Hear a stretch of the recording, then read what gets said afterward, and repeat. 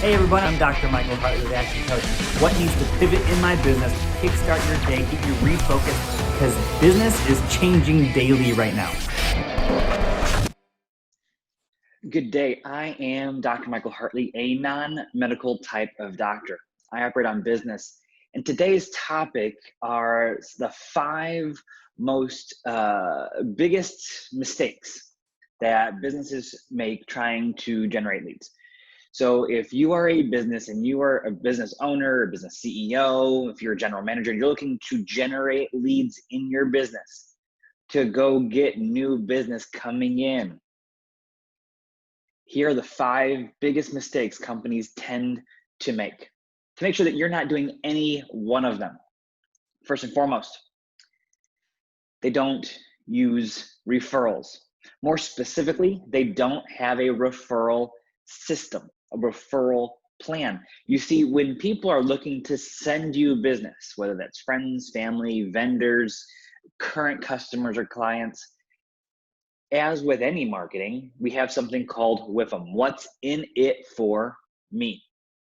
Well, if your business currently does not operate with a referral plan, a referral system, oftentimes the person who may be doing the referring may have no idea what's in it for them. That's what a referral system does. A referral system says, when you send us clients, prospects, prospective clients, prospective customers, here's what's in it for you. Here's what we're looking to give back to you as a thank you, as an example. So not only is it that they don't use referrals, they don't actually have a system for it, and they don't market the system. You see, just like you go market your business with referrals, you have to market it. Just like a job ad, you have to go, that's why it's called a job advertisement. You have to advertise the job. Well, with your referral plan, your referral system, first and foremost, if you don't have one, today you're gonna go write one up. You can always change it, you can always make it better. You're gonna go get the first draft put in place. If you have one and you've never marketed it, that gets used to step 2, which is market it to your audience, to your current vendors, your friends, family, to your current customers. Who has trusted you in the past? Go get them to send you more referrals and tell them what's in it for them. So that's the first mistake most businesses make. Lots of opportunity there. Go set some targets of how many referrals you're looking to get depending on your business, every day, week, month, quarter, year. Faster turn businesses, you're going to be looking at it more like a day or week. Longer term sales cycles within businesses, then you may be looking at it per week, month, quarter. Number 2, they don't have an online presence. What does your online presence say to your audience? What is your intentionality behind it? Is it just an online billboard? Just to kind of say, hey, we're here? Or are you actually looking for it to be marketing? Meaning you're gonna get a return on the investment of time or money to really make your online presence what it should be. Again, strategy. It's not just about putting stuff out there. There's gotta be some sort of intentionality behind it. And whatever the intentionality is up to you. Making sure that you have that in place allows you then to track, test, and measure the effectiveness of it. So where is your audience? And based off of where they're at, how do you create your online presence to speak to them, to increase it? It's not about impressions and likes. That's fluffy. We're looking for actual traction, motion to be created. So what's the actual motion you're looking to take place? Is it pay-per-click? Are you looking to sell online? What are you doing if it's social media? Then it's about getting people to reshare it and actually click a call to action. If it's email, again, if it's SEO, what's the verbiage you're using to get people to actually, I need to click on that. I need more information about that one. I'll never forget early on in this business, working with a prospect in the pet industry, and they were focused on an online presence. And so they said, okay, this specific platform doesn't work for our business. It never will. We're just going to stop it. And so as a coach, we start asking questions. And one of the questions was, okay, are you doing general marketing? Or are you doing specific targeted marketing at a target audience? Well, they were spending, it was a true expense. They weren't getting any sort of return on it, $1,000 a month into marketing on a certain platform.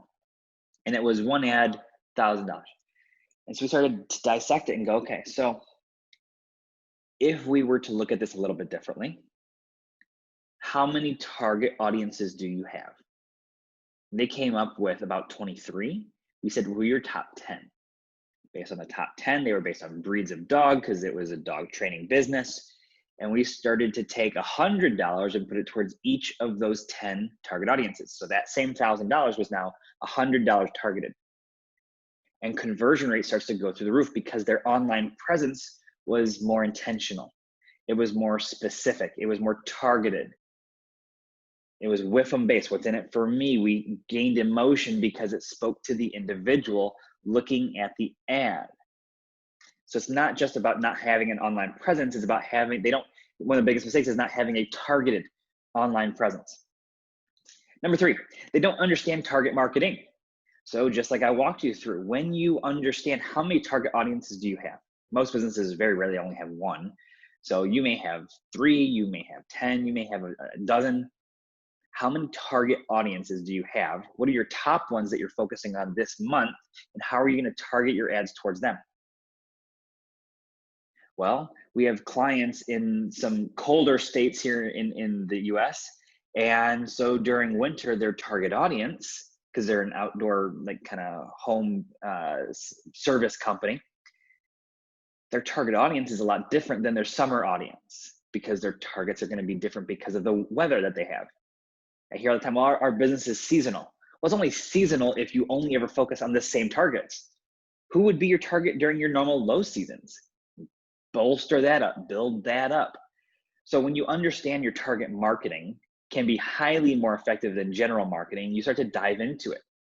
And when you have a team, they get to go do that and they bring you the plan and then you say yes, no, or tweak this, tweak that. Let's go test this out. So of the 5 biggest mistakes, the first 3, don't use referrals, don't have an online presence, and don't understand target audiences, target marketing. The next one, they don't measure customer acquisition cost. So as an example, I'm going to combine numbers 2, 3, and 4 for the purpose of an example. So online presence, target marketing, and customer acquisition cost, CPA, cost per acquisition. When you say, here are the specific platforms that we're going to leverage this month. Choose 3. Choose 3 platforms to go all in on and test them out. Then you look at your target audience. Who are the target markets based off of these platforms that we're looking to engage? What's the WIFM for them? What's the call to action? On average, you get about 10 words or less that someone will skim read when they see something to determine if there's an emotional connection to read more or to click to get more information. So what are your 10 words based off of your targets, based off of the offer you're giving them? And don't discount. Discounting kills businesses because it crushes profitability. So you want to have value-added offers. So now you have your target audience for your leads that you are looking to generate. You have a very specific offer that you're looking to give that directly emotionally connects with that target audience. You have put these offers on the platforms, the online presence that you are looking to generate them in because that's where they spend the most time when they're online. And now you have a marketing dashboard put in place where you or your team is tracking, testing, and measuring each strategy with specific KPIs. So if cold calling was the example instead of online presence, it would be dials made, KPI number 1, key performance indicator, number 1. KPI number 2 would then be, of those dials, how many people actually picked up and had a conversation with us? Of those conversations, number 3 is how many decided to take the next step, whatever the next step is for your business. That could be getting an estimate, that could be making a purchase, that could be setting an appointment, whatever that is, how many actually said yes to the next step, the very first step. Those are examples of KPIs directly tethered to a marketing strategy. So you're going to put a dashboard in place. And by the way, we have tools and resources for all of this stuff. So if you're getting coached by us, we have those resources. You most likely already have them. If you're not getting coached by us, then reach out. We'll give you a complimentary session. We give out at least 10 of these every single week from our team of coaches as just our thank you to the community and our look to add back to the community of business owners anyways. So if you're interested in that, we'll give you a complimentary session. It's valued right around $2,000 based off of what we do with our clients. And so we're gonna give that gift to you. If you're interested, just let us know.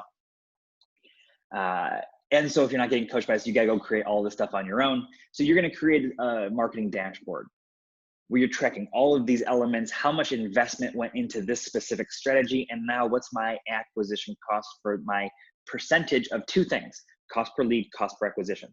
Cost per lead is what did it cost my business to generate this lead. Cost per acquisition is how much did it cost me to buy the customer? How much did it cost the business to acquire the client based off of this strategy? When you understand each marketing strategy that you have, and you should have at least 10, minimum 5, ideally 10.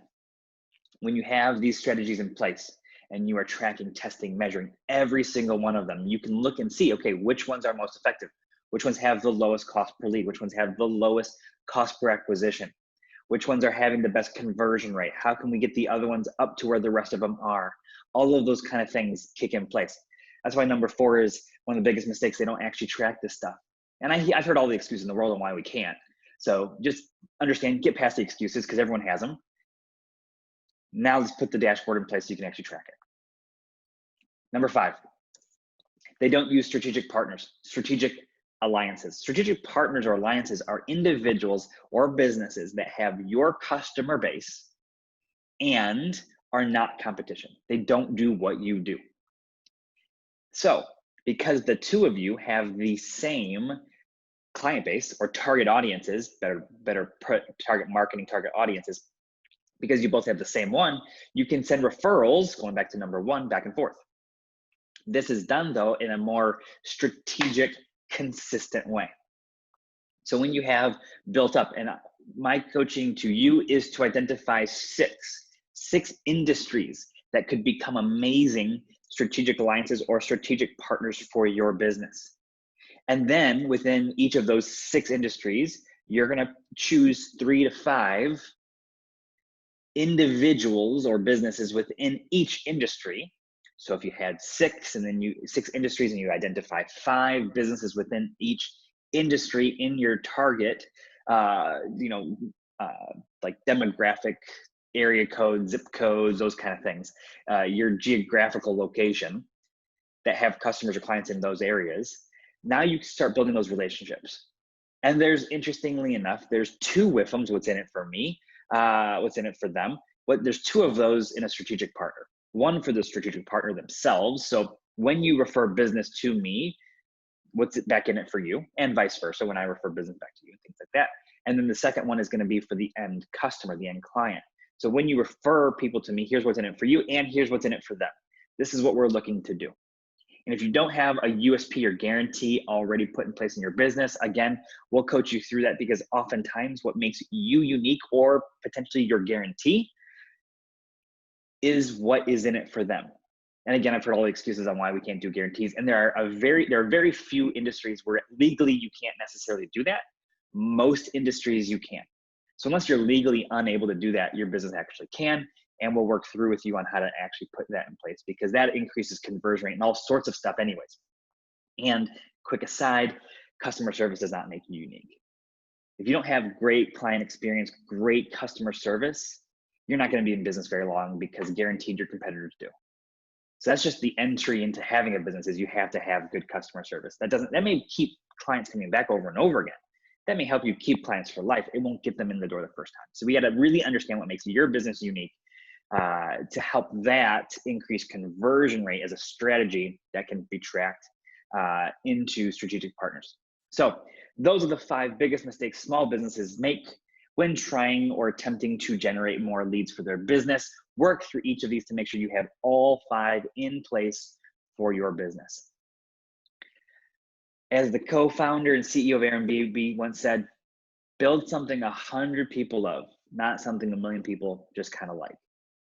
When I was working with the Lincoln Motor Company, we put in place this quote, and it ended up in their ads, where it was, I want to be everything. We want to be everything to a specific few. We don't want to be all things to all people. So stop trying to be all things to all people and start being everything to a specific few. I'm Dr. Michael Hartley. I'm here to elevate your business and enhance your lifestyle. Make it a great one. In the comments, put right now, what was your top BFOs, your top learnings from today's webinar?